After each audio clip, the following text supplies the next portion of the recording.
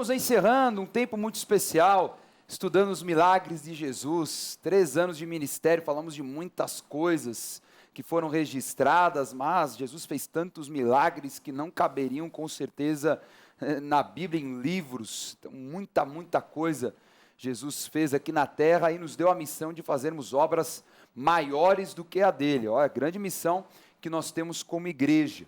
Então nós vamos encerrar hoje falando sobre ressurreição, falando sobre as aparições de Jesus após a sua própria ressurreição, o grande milagre, o maior milagre, sem dúvida, realizado. E comigo, Bispo G. Seja bem-vindo, Bispo G. Olá, Dani. Olá, nossos telespectadores. Vamos mais uma vez aqui no Escola de Profetas. Bispo G, na sua opinião, por que falarmos que ressurreição foi o maior milagre que ele executou? É porque, através da ressurreição, ele não só fez, vamos dizer, um milagre em si próprio, mas ele venceu as cadeias da morte. Então, o inimigo, ele detinha duas coisas, vamos dizer, duas chaves, né? A da morte física e a da morte espiritual, que era o inferno. Então, através do poder da ressurreição, Jesus vence as duas. Então, ele assume o controle de algo que era muito prejudicial ao homem, que ele tinha acesso à morte física e ainda à morte espiritual. Por isso que ele queria levar com ele o maior número de pessoas, né? Os evangelhos narram 3 ressurreições realizadas por Jesus. O filho da viúva de Naim, a filha de Jairo, em Cafarnaum, e o último, a de Lázaro, seu amigo, em Betânia. Essa ressurreição ela é muito diferente dessas 3. Não tem nem dúvida, né? Porque as outras ele chamou. Isso. Ou ele tocou, enfim. Essa não tinha ninguém para chamá-lo. Aliás, nem os discípulos para fazer uma força ali. Verdade. Para interceder. E a oposição para que ele ressuscitasse, que obviamente no mundo espiritual essa oposição viria. Então eu vejo que é algo que é fora do que uma ressurreição normal. É verdadeiramente vencer a morte. Ele venceu a morte sem que alguém o chamasse, sem que alguém liberasse essa palavra, né? Na verdade, ele já tinha liberado essa palavra durante o ministério. Verdade. Que ele morreria em 3 dias, o templo seria destruído, mas que ele seria reconstruído, né? Ele iria ressuscitar. E é claro que isso não era interessante para os sacerdotes e as seitas da época, os religiosos, porque imagina, agora o cara ressuscitou, agora que essa religião, essa ideologia, ou como eles queriam dizer, esse novo partido que está surgindo, ele vai se tornar popular, vai abalar a nossa relação com os romanos, porque aí nós estamos bem, os sacerdotes estavam de boa, porque os romanos que fizeram ali um acordo com eles, então eles tinham poder. Infelizmente nós vimos aí, né, na história essa corrupção sacerdotal, essas pazes com os romanos para que eles pudessem permanecer no poder, continuar com a tradição judaica. Talvez fosse o único benefício, né, de preservar a tradição. Mas e se falar de corrupção, eles ainda pagaram os guardas que tinham a obrigação de preservar o corpo de Jesus intacto, né? Vamos colocar assim. Pagaram para eles dizerem que quem tinha roubado o corpo tinham sido os discípulos. Olha a corrupção. Você sabia isso? Você que está em casa, você sabia disso? Não? Então vamos comprovar o que o Bispo G está falando. Mateus 28, versículos 11 a 15. E indo elas, eis que alguns da guarda foram à cidade e contaram aos principais sacerdotes tudo o que sucedera. Reunindo-se eles em conselho com os anciãos, deram grande soma de dinheiro aos soldados, recomendando-lhes que dissessem: vieram de noite os discípulos dele e o roubaram enquanto dormíamos. Caso isto chegue ao conhecimento do governador, nós os persuadiremos e vos poremos em segurança. Eles, recebendo o dinheiro, fizeram como estavam instruídos. Esta versão divulgou-se entre os judeus até o dia de hoje. Como o Bispo G falou, está aí comprovado. Houve um acordo entre os soldados que dormiram, desmaiaram, né, com aquela presença do anjo, como nós narramos na aula passada, para que eles realmente contassem uma história. A história era a seguinte: enquanto dormíamos, os discípulos roubaram o corpo de Jesus. Agora, Bispo G, não é uma coisa tão simples não, hein? E também tem que pagar um dinheiro bom, porque o soldado pôr em risco, porque ele foi o quê? Ele tinha ali um militar militar romano, Era a coisa missão séria. dele. Pois é. Para eles poderem mentir, falar que estavam dormindo, tiveram que pagar a boa grana ali. Porque o risco até era de pena capital. É verdade. Uma missão como essa, de guardar um corpo na sepultura de um senador, de repente dormiu em serviço e outro foi lá e roubou, eles eram executados por isso. O soldado... Mas é claro, molhou a mão do soldado, mas também molhou a mão de Pôncio Pilatos, pode ter certeza. Tem porque certeza. isso chegou em Pilatos. E Pilatos passou pano ali, né? Afinal, né? Se tem alguém que era muito comprado, era Pilatos. Né? Pelo dinheiro ali vale tudo, né? Não, mas olha, pensa bem, Pilatos. Esse cara, olha o que ele já fez aqui antes da crucificação. Imagina esse cara ressurreto. Não é bom para você também? Não, tudo bem. Vamos continuar com a vida e tal. E foi o que aconteceu. E se divulgou isso por parte dos sacerdotes, que Jesus, o seu corpo tinha sido roubado. Agora, o que é interessante é que isso vai ser uma manipulação também por parte do sumo sacerdote Caifás e Anás, que foram os sumos sacerdotes que acusaram Jesus, que realizaram toda a execução, todo o processo, o julgamento, a prisão, até Pilatos, tudo isso foi confabulado, organizado pelos sacerdotes. É uma coisa muito interessante, Bispo G, porque o tempo todo, Jesus, ele vai falar mais para fariseus e saduceus e seitas populares do que para os sacerdotes. Mas foram os sacerdotes que crucificaram Jesus, que viabilizaram a crucificação.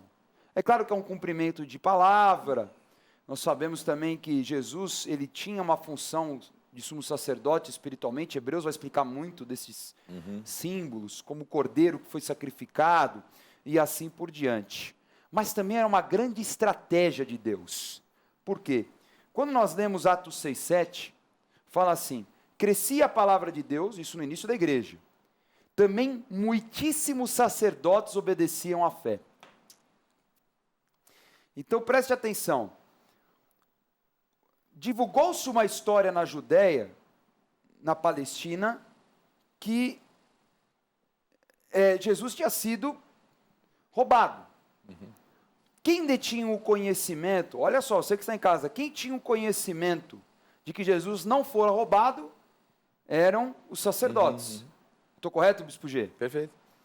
Por isso que quando o Espírito Santo se manifestou, e a forma como os discípulos davam testemunho, a forma como a igreja crescia, ali os sacerdotes começavam a se converter em série, por quê?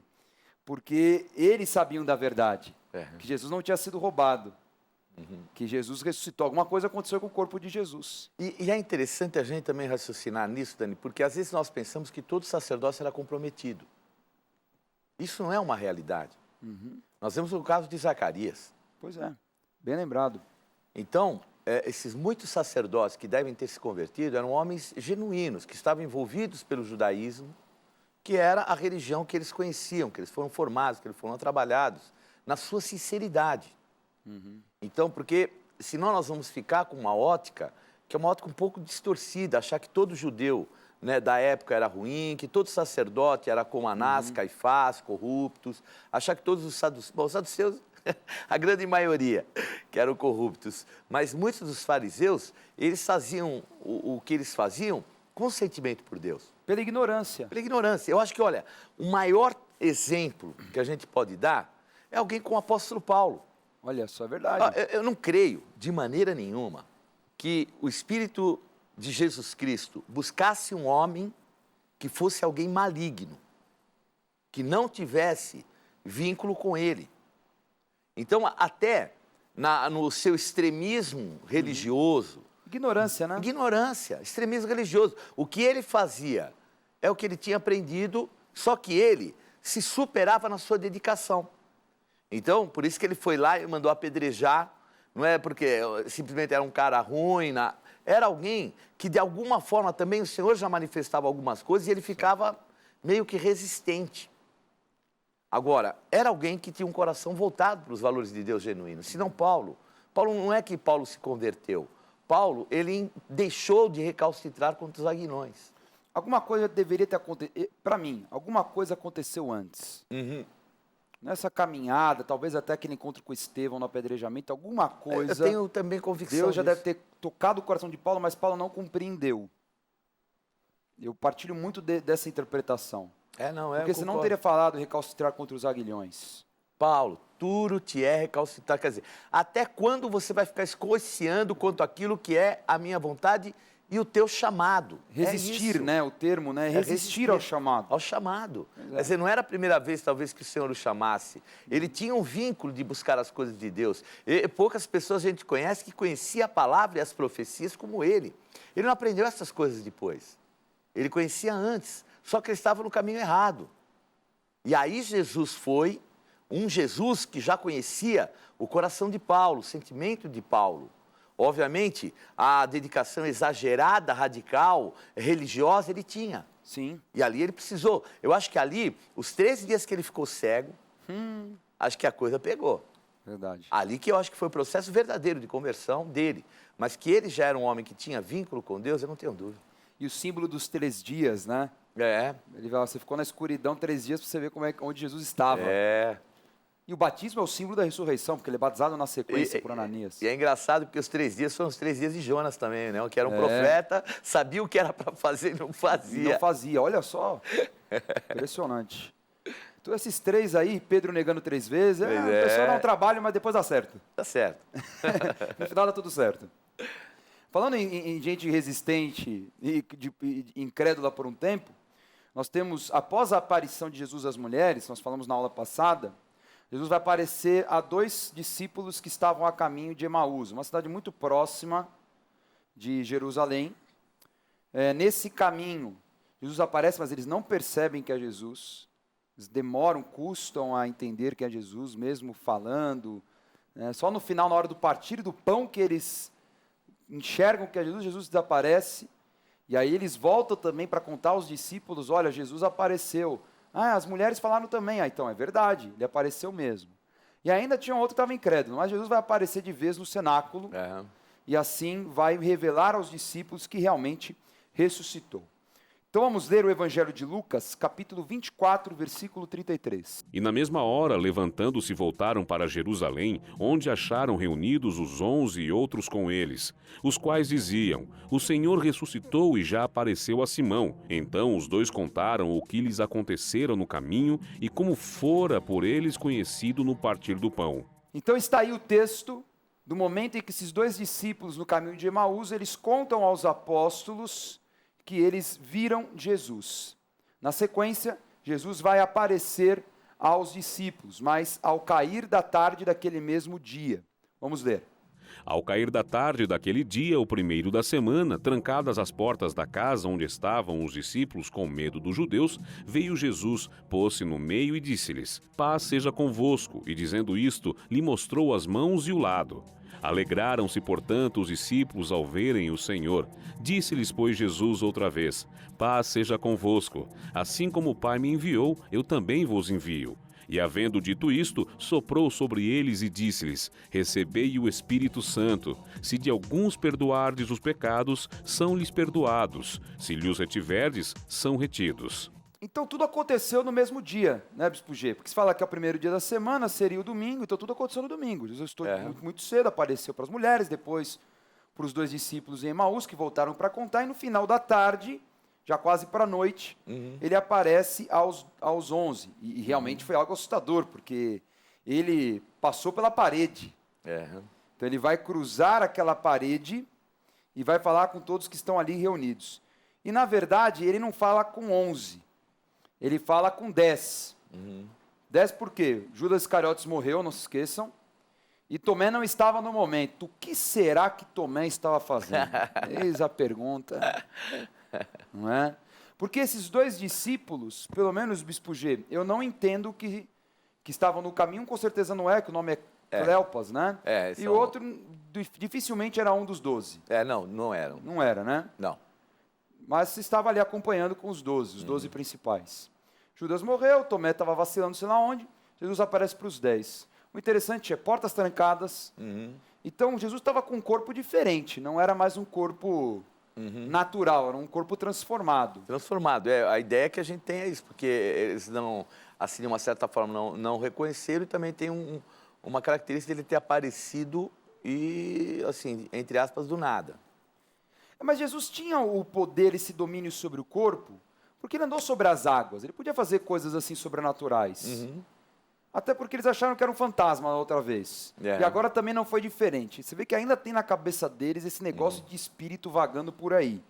Que na verdade não é possível. Uhum. Porque se a pessoa morre, o espírito já está na eternidade. Acabou, não está aqui vagando, passeando na terra, esperando alguma coisa, alma penada, assombrando casa. Porque as coisas que não, isso é ação de demônios. Isso, Os perfeito. demônios usam essas figuras conhecidas da pessoa para atormentá-la. Para ter... Porque, assim, a maneira que os demônios têm é a habilitação. É você dar uma conexão para eles através de sentimento. Então, como é que você pode dar uma conexão para o sentimento? Achando que essa entidade seja alguém da família. Você se abre, você deseja a manifestação dessa entidade na sua vida, no seu dia a dia, na sua própria casa. Quantas pessoas, às vezes, perdem o marido e, de repente, sente a proximidade do marido? Quer dizer, nada mais é do que uma influência querendo trazer esse sentimento. E, óbvio, a saudade, o tempo que conviveu, o próprio organismo desejando isso, abre um precedente para uma entidade que pode o quê? Entre aspas, se fazer de ser o marido. E ter até algumas características, porque depois visita em sonhos, entidades que acompanharam, viram como procedia. Então, é muito complicado. E, às vezes, a pessoa interpreta que é o marido, não é. Uma entidade, vamos dizer, anjo caído. Uma manipulação, né, dela. Manipulação. Muito bem. Ele aparece no meio. Então, imagine todo mundo reunido numa sala, no cenáculo, pá, no meio, Jesus aparece. Todo mundo se assustou. Qualquer um se assustaria. Sem dúvida. Então, ele mostra as mãos e o lado, ferido. Para provar que não, sou eu, ressurreto. E todo mundo se alegrou. Não necessariamente a mão, né, Bispo G? Ele põe assim a mão, porque provavelmente Jesus ele teve o furo no pulso. Dificilmente foi na mão. Não estou falando que pode ter sido, tá? Mas dificilmente, porque por causa do peso do corpo, rasgaria a mão de Jesus. Sem dúvida. A mesma coisa, ele não foi na palma do pé. Ele foi no calcanhar. Inclusive, a gente tem ilustrações que, na época, eles eram postos de lado, os dois calcanhares juntos, e o cravo atravessava o osso do calcanhar. Do calcanhar. Que era o local onde daria fixação para que pudesse realmente... Isso comprovaria também a profecia de Gênesis 3,15, que morderia o calcanhar. Verdade, feriria o calcanhar. É bom para você entender isso, porque a crucificação com mão e pé não dá, rasga, não suporta o corpo. Então, é pulso, como o Bispo já ensinou agora, calcanhar. Então, ele mostra, fala novamente, passejar convosco, segunda vez. Assim como o Pai me enviou, eu também te envio. E daí ele vai dar um envio apostólico. Ele sopra. Ele sopra e fala, receber o Espírito Santo. Mas o Espírito Santo não se manifesta naquele momento. Ele vai se manifestar 50 dias depois. Domingo de Páscoa, 50 dias depois, Pentecostes. Então, naquele momento, não acontece a manifestação, o derramar. Ele sopra, ele dá o envio. Essa figura tem alguma relação com o fôlego de vida do início dos tempos, Bispo G? Bom, Dani, a realidade é que esse sopro é algo profético. Então, nós temos que entender o que são atos proféticos, espiritualmente falando.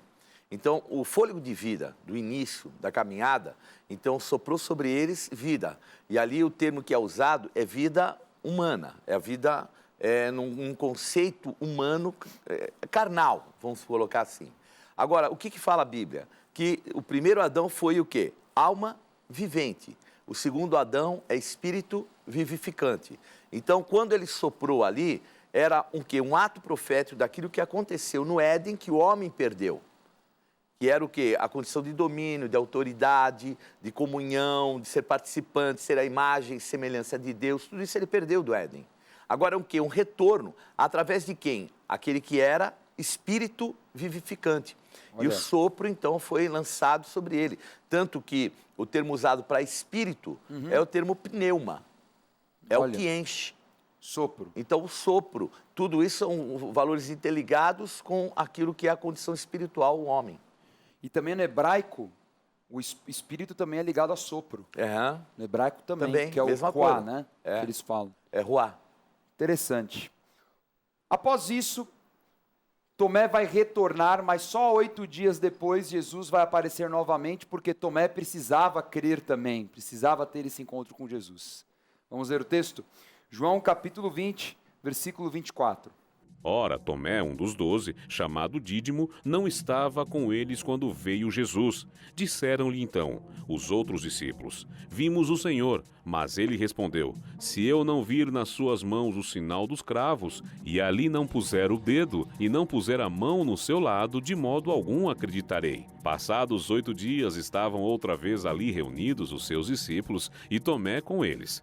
Estando as portas trancadas, veio Jesus, pôs-se no meio e disse-lhes: Paz seja convosco. E logo disse a Tomé: Põe aqui o dedo e vê as minhas mãos. Chega também a mão e põe no meu lado. Não sejas incrédulo, mas crente.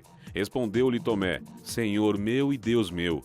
Disse-lhe Jesus: Por que me viste? Creste? Bem-aventurados que não viram e creram.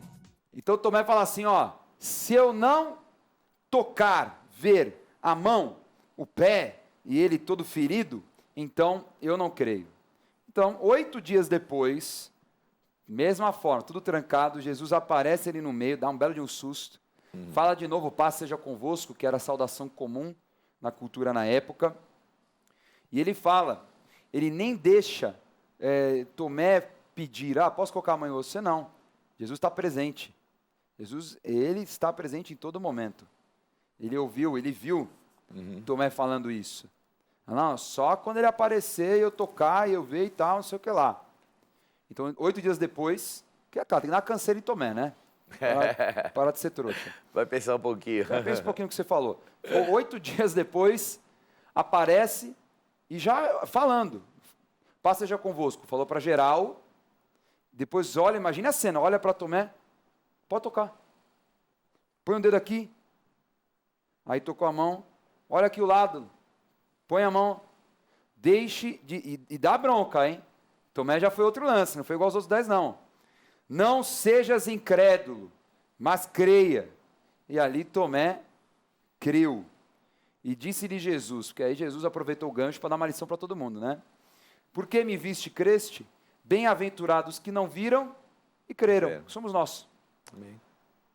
Todos aqueles, né? Paulo, todas as pessoas que não tiveram essa experiência que eles tiveram, mas creram.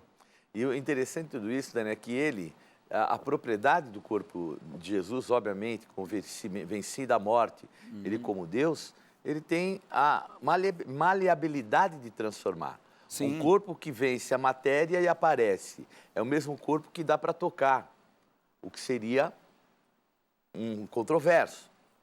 Porque se eu toco, eu estou fazendo parte da lei da física impenetrabilidade. Mas se eu toco, como é que eu posso passar pela matéria? Então a gente vê um controle de Jesus mesmo, como Filho de Deus, e agora com domínio completo sobre a matéria. Vamos falar mais sobre isso daqui a pouquinho, as aparições de Jesus após a sua ressurreição. E agora nós vamos falar as aparições na Galileia até ele retornar para a Judeia e ser assunto aos céus. A famosa assunção de Cristo. Então vamos ler o Evangelho de João, capítulo 21, versículo 1 em diante. Depois disto, tornou-se Jesus a manifestar-se aos discípulos junto do mar de Tiberíades. E foi assim que ele se manifestou. Estavam juntos Simão, Pedro, Tomé, chamado Dídimo, Natanael, que era de Caná da Galileia, os filhos de Zebedeu e mais 2 dos seus discípulos. Disse-lhe Simão Pedro: Vou pescar. Disseram-lhe os outros: Também nós vamos contigo. Saíram e entraram no barco, e naquela noite nada apanharam.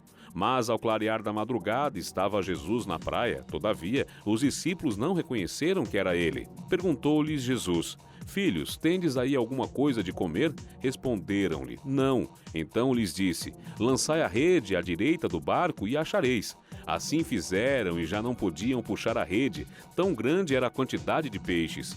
Aquele discípulo a quem Jesus amava disse a Pedro: É o Senhor. Simão Pedro, ouvindo que era o Senhor, cingiu-se com sua veste, porque se havia despido, e lançou-se ao mar. Mas os outros discípulos vieram no barquinho puxando a rede com os peixes, porque não estavam distantes da terra, senão quase 200 côvados. Ao saltarem em terra, viram ali umas brasas, e em cima peixes, e havia também pão. Disse-lhe Jesus: trazei alguns dos peixes que acabastes de apanhar. Simão Pedro entrou no barco e arrastou a rede para a terra, cheia de 153 grandes peixes. E não obstante serem tantos, a rede não se rompeu. Muito bem, Jesus vai sair de Jerusalém e vai para a Galiléia conforme o combinado. Ele falou aos apóstolos: olha, vocês voltem para a Galiléia, eu vou encontrar todos os outros seguidores lá, vou me manifestar para eles e depois ele seria assunto aos céus. Então veja aí no mapa, Jesus vai ter uma boa caminhada com os discípulos também, e eles vão se encontrar ali na Galiléia. Só que quando Jesus aparece pela primeira vez na Galiléia, não é com os discípulos reunidos, porque os discípulos principais voltaram às suas atividades de costume, estavam pescando como você leu. E como sempre, Bispo G, O capitão. Pedro, mais uma madrugada sem pescar nada, porque Pedro, você tem que pescar agora homens. Não dá mais certo esse negócio de ficar lançando rede no mar, peixe acabou. E ele sem sucesso, devia estar bem revoltado, cabeça quente. E eles passaram a madrugada. E olha que Simão estava com uma companhia grande ali, hein? Olha lá, tinha Tomé, Natanael, também chamado de Bartolomeu, de Caná da Galileia, outro cara que era meio incrédulo no começo, os filhos de Zebedeu e mais 2 discípulos que não foram mencionados. E ele foi pescar, passaram a noite, não aconteceu nada, o texto vai. E aí Jesus faz uma pergunta interessante. Está lá na praia, eles ali no barco. Queridos, tendes aí alguma coisa de comer? Eles responderam. Eles não sabiam que era Jesus. Será quem é? Não tem nada aqui. Posso dar uma opinião? Lança a rede à direita do barco e vocês vão achar. E assim eles fizeram. Eu acho engraçado. Porque a outra vez, quando Pedro encontrou Jesus, no seu chamado, mesma história, não tinha pescado nada. Jesus pede o barco, prega e tudo mais, e aí fala: Pedro, vai mais para dentro, lança a rede de novo. Pedro dá uma resposta mais educada, fala: olha, eu só vou lançar porque o Senhor está mandando, porque eu pesquei a noite inteira e nada. Dessa vez não falaram nada, nem sabiam quem era o figura que estava falando. Falaram: bom, vamos lançar, né? Acho que não sei se ficou muito forte no inconsciente aquela outra situação, né? E eles pescaram tanto, e a palavra fala que foram 153 grandes peixes. Parece que a hora que levantou a rede, Caiu a ficha. Caiu a ficha. Pedro falou: Jesus, não tem outro cara para falar, para lançar a rede com tanta precisão. Talvez até Pedro falou: vou lançar porque vai saber se é Jesus mesmo, né? Jesus falou que ia encontrar a gente na Galileia. A gente não sabe a motivação, mas ele lançou. E deu certo. Agora o interessante é que, como Pedro era um cara ainda venal, né? Ele impetuoso. Ele estava peladão. O negócio está esquisito, né? Peladão, coloca a roupa, lança ao mar e deixa os caras lá puxando a rede. Os coitados lá, meia dúzia lá, vocês fiquem aí, vai atrás de Jesus. Porque afinal, né, não era mais você puxar a rede, né, cara? Era você estar pescando homens. É verdade. Tem todo um simbolismo aqui. E eles vão puxando, e nós estamos falando que eles estavam puxando quase 100 metros. Então Pedro veio nadando 100 metros, os outros puxando a rede, eram muitos peixes. E quando eles chegaram, o banquete já estava preparado. Já tinham peixes. Jesus, por que você perguntou se a gente tinha peixe e já tinha peixe aqui? É porque Jesus queria acordá-los. E também porque eles tinham também trazer mais peixe, porque eles eram pessoas que comiam bastante, não eram muitos peixes que tinham ali, né? Imagino. Tinha peixe, tinha pão, enfim. E aí Jesus tem aquela refeição, ele parte o pão, ele promove essa nova comunhão. Nós temos aqui vários símbolos, Bispo G. O símbolo do chamado, o símbolo da provisão e o símbolo da comunhão. Mas eu quero lhe perguntar, por que um número tão exato? 153 peixes. Porque era um número que acho que ficou na memória, né? E eles eram grandes, né? Muitas pessoas querem procurar, né, um porquê do 153. Eu acho que era o número mesmo, que era um número fora do normal para se pescar de uma vez e peixes grandes, né? Então, acho que ficou marcado isso, né? Tem gente que quer fazer algum tipo de ligação, uma matemática espiritual. Número de espécies, que eu já ouvi falar, né? Mas é o 153. Vai falar que era um de cada espécie? Não, aí é um lambari, Então, eram grandes peixes. um guaru, outro... Pois é, né? Interessante. Mas ali a pesca foi boa. Boa. Né? Deu para comer bastante, deu para vender, deu para resolver o problema deles por um tempo. Então é muito importante essa marca de Cristo que aquele que trabalha, aquele que se dedica, sempre vai ter provisão. Sempre debaixo de uma palavra, de um envio, vai ter provisão. Se Deus te chama, você pode ter certeza que Deus sempre vai prover o melhor para a tua vida. Bom, a história não para por aí. Depois dessa aparição, aí sim vai vir a grande aparição aos 11 discípulos na Galileia, no monte que Jesus havia designado. Então vamos ler Mateus capítulo 28, versículo 16. Seguiram os 12 discípulos para a Galiléia, para o monte que Jesus lhes designara, e quando o viram, o adoraram, mas alguns duvidaram. Jesus, aproximando-se, falou-lhes, dizendo: Toda a autoridade me foi dada no céu e na terra. Ide, portanto, fazei discípulos de todas as nações, batizando-os em nome do Pai, e do Filho, e do Espírito Santo, ensinando-os a guardar todas as coisas que vos tenho ordenado. E eis que estou convosco todos os dias, até a consumação do século. Nesse monte, Jesus vai aparecer não só aos 11, mas também a uma multidão de discípulos. E ele dá aqui o envio clássico, né? Cada versão fala diferente, mas a ideia é a mesma. Pregar o evangelho, batizar, fazer discípulos e assim por diante. Eu quero ler um trecho, Bispo G, 1 Coríntios 15,6, que diz assim: Depois foi visto Jesus por mais de 500 irmãos de uma só vez, dos quais a maioria sobrevive até agora, porém alguns já dormem. Então aqui o apóstolo Paulo está falando aos coríntios, da experiência que ele teve com os apóstolos, que provavelmente seria, este encontro que ele narra dos 500 irmãos, de uma só vez, seria neste monte da Galiléia, porque foi a missão que Jesus deu em Jerusalém, para eles se reunirem ali no monte para trazer esse envio. Então ele já tinha dado o envio para os 11 em Jerusalém, soprado e tudo mais. Nós vemos ele dando esse novo envio agora na Galiléia, para um público muito maior, como Paulo falou, na época dele, devia ser aqui por volta do ano 55, anos 60, né, nesse intervalo aí, muitos ainda estavam vivos, alguns já dormiam. Interessante. Então imagine o potencial de pregação e de evangelização naquela época, a partir de um número de 500. Se 11 já faziam ali um belo de um estrago, imagine 500, como realmente o evangelho cresceu muito rápido, intervalo de 25, 30 anos, o evangelho tinha chegado em Roma. Então é um crescimento impressionante para quem não tem meios de comunicação, como nós temos hoje, é realmente impressionante. Vamos ver agora os versículos 7 e 8 que continuam nesse contexto. Depois foi visto por Tiago, mais tarde por todos os apóstolos, e afinal, depois de todos, foi visto também por mim, como por um nascido fora de tempo. Fala que também Jesus foi visto por Tiago. Que Tiago é esse? Será que era Tiago Zebedeu? Já tinha visto. Por que Paulo vai dar ênfase a um Tiago? Será que não era Tiago, irmão de Jesus? Eu, assim, no meu entender, é o Tiago, irmão de Jesus. Também Ele acredito. se manifestou ali, porque até aquele momento, eu não sei bem, ainda esse momento aqui em foco, né? Mas mostra que é logo depois de ter ressuscitado. Jesus aparece para Tiago também. Talvez reconhecendo em Tiago alguém que tinha a capacidade para levar o evangelho e tinha um sentimento adequado e que agora precisava saber que era uma realidade, que ele era o Cristo. Então eu entendo que seja o irmão, entendo que seja o irmão de Jesus. Tem mil. Você não daria ênfase, já tinha aparecido para os outros. É, verdade. Por que vai aparecer para Tiago exclusivamente de novo? Muito bem. E ele fala que apareceu para ele como que por um nascido fora de tempo.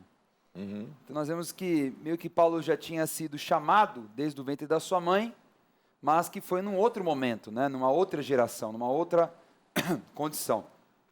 Talvez ele foi o verdadeiro substituto de Judas Iscariotes. Acho que mais do que Matias, né, Bispo G? Porque Matias... Os Atos dos Apóstolos, não tem um ato de Matias? Exato. Cadê Matias? É verdade. Por favor, alguém Tem alguma informação? Tem alguma informação, alguma notícia de Matias? Manda pra gente aí no Facebook. Que foi a escolha do homem, né? Tiraram sorte.